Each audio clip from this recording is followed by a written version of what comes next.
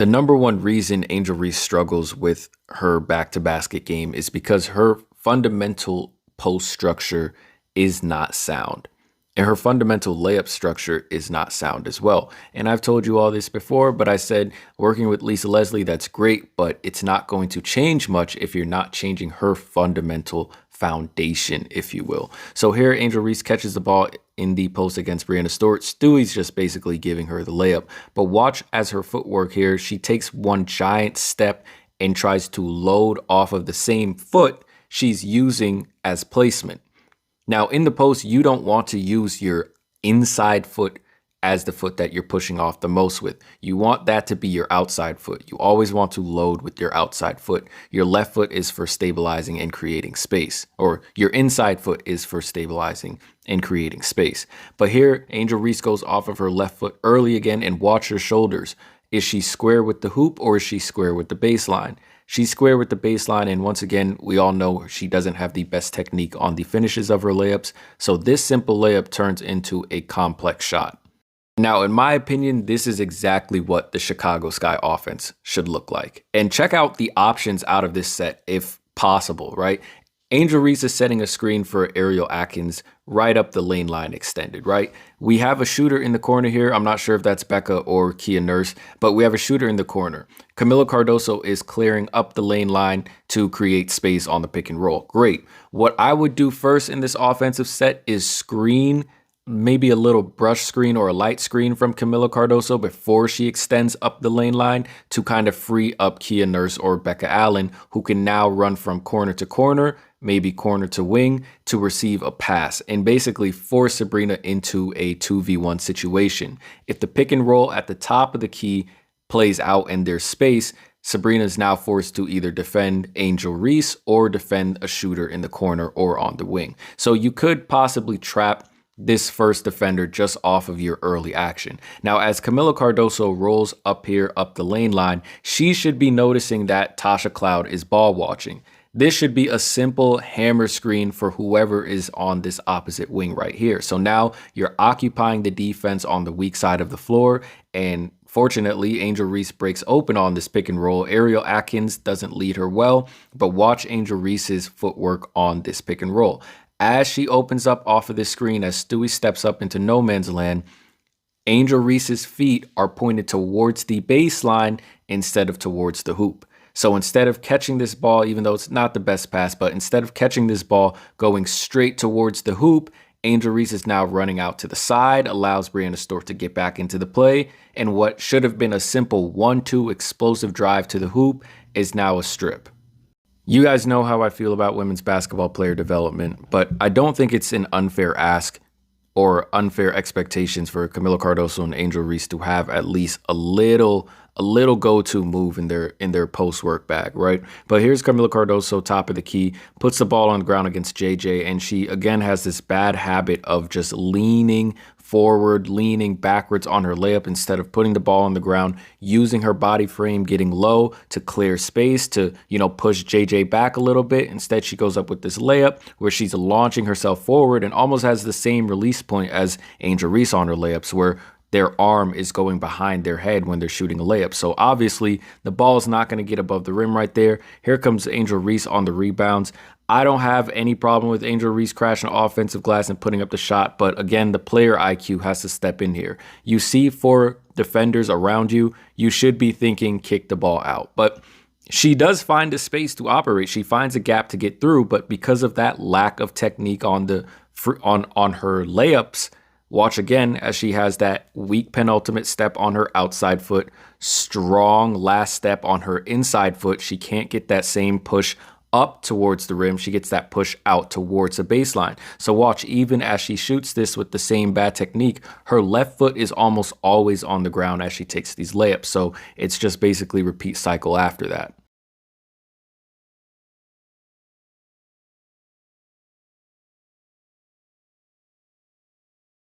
One of the things I notice in the WNBA is that a lot of bigs, I'd say bigs specifically, but really a lot of WNBA players, they really lack the skill of catching an over the top pass lob pass, especially coming out of a pick and roll. So here Camila Cardoso breaks open right here. And this happens, again, it's not just an Angel Reese Camila Cardoso thing, but it happens to a lot of players who don't understand how to get their footwork right on the over-the-top pass, their situational awareness, their court awareness, their hoop awareness, if you will. Because here Camila Cardoso is wide open, perfect pass from Ariel Atkins, what should be a simple layup. Camila Cardoso receives the ball and immediately puts it up without checking her rear, if you will, or without checking her 9 o'clock. So now Leonie Feibush is able to contest the shot. Camila Cardoso misses. But if Camila Cardoso had her footwork right, if she understands as soon as she secures this ball, elbows out, turn, look, as soon as the ball's in your hands, give a little slight shoulder fake, maybe just to be safe if anyone's jumping at you, this is a wide open layup. But again, this is a problem I see throughout the WNBA. So here we kind of see the same thing as the last clip. Camila Cardoso sets a screen for Courtney Vandersloot. Courtney Vandersloot gets the 2v1 advantage versus Jonquel Jones. Maureen Johannes is behind her. This isn't the best run of the pick and roll from Courtney Vandersloot. I'll just say that. But as you can see, Camila Cardoso, she has her footwork right. She has the shoulder square to the hoop perfect. All she has to do now is anticipate that pass towards the hoop. She should be anticipating the pass on the roll, because as soon as she gets that pass, as long as she stays on her line, shoulder square to the hoop, she should be able to get a layup or maybe a contact layup, potential foul, potential and one, right? But here Courtney Vandersloot drives the lane. JJ keeps backing up. The pass comes to Camila Cardoso. She's almost not ready for it. The ball almost beams her in her head. Now she has no spacing. Not really her fault right here because Sloot. But now Camila Cardoso has the ball deep in the paint with JJ right under the basket. This should be Camila Cardoso's cue to lower that shoulder, wide base, move JJ out the way, potential drop step maybe back away to the middle of the floor, use your left hand on the post hook. This should be an easy 1-2 move for Camila Cardoso, but instead she does her signature, leans back on the layups and allows the defender to block her shot. Y'all know I put a lot of onus on player development personnel and coaching staff as to why these players lack improvement in their games, but sometimes this is player IQ, so I have to get on the players as well. Angel Reese, you're at the top of the key here. You got to slow down mentally. You don't have to slow down physically, you just got to slow down mentally here. So you have a 1v1 with Breanna Stewart, you want to take her off the dribble. That's fine, but to your right, you should see Natasha Cloud getting ready to dig at the ball if you drive her way. So the optimal way you want to drive is to Stewie's left. Maureen Johannes is occupied over here on the left corner. You have more space to operate going to the left. Instead, you drive toward Tasha Cloud's side. She digs, you pick up the ball. You're not doing anything with one dribble and 2 steps from the top of the perimeter. Easy travel call. Here's another set that I really liked from the Chicago Sky, but again, it doesn't work because the player doesn't have the skills to make it work. Sometimes the sets can be great, but if the players don't have the skills to make it work, it just won't flourish. So here Camila Cardoso is coming off of this curl screen from Ariel Atkins, who screens off JJ. Camila Cardoso now has Tasha Cloud waiting for her in the paint. Camila should be diving into Tasha Cloud's chest and clearing her out the way, making sure that JJ can't get back into the play, and so that she's catching the ball in a deep post position against a clear mismatch. Instead, Camila Cardoso kind of shuffles into position, catches the ball here. JJ's basically able to recover. Now, player IQ again. Camila should know we do not post the ball up left hand on the left side of the hoop. So I got about maybe 1 or 2, probably 3 dribbles max before I can anticipate a guard starting to dig for the ball, trying to catch an easy steal. So I have to operate here. 1 dribble, picks up the ball and does her signature lean back layup. I'm trying not to get frustrated with these player development teams and the people on the coaching staff who are responsible for improving things like this. Like, what are you looking at in practice that you see flaws and you don't correct them? So here Angel Reese catches her easiest offensive rebound of her career. It probably should have been a foul. She catches the ball here, and she has a horrible habit of putting the ball on the ground, kind of like Jonquel Jones, of just putting the ball on the ground for no absolute reason when you're already 6'4", 6'5", 6'6", right? So she catches the rebound. The entire left side of the hoop is open. All she has to do is go back up with it for the easy layup. Catches the ball, puts the ball on the ground, Now I'm not sure what she's doing here. She had a layup and just didn't take it. Here, Camila Cardoso receives a deflected pass from Angel Reese, and again, watch the post positioning. This is practice. This is what should be happening in practice.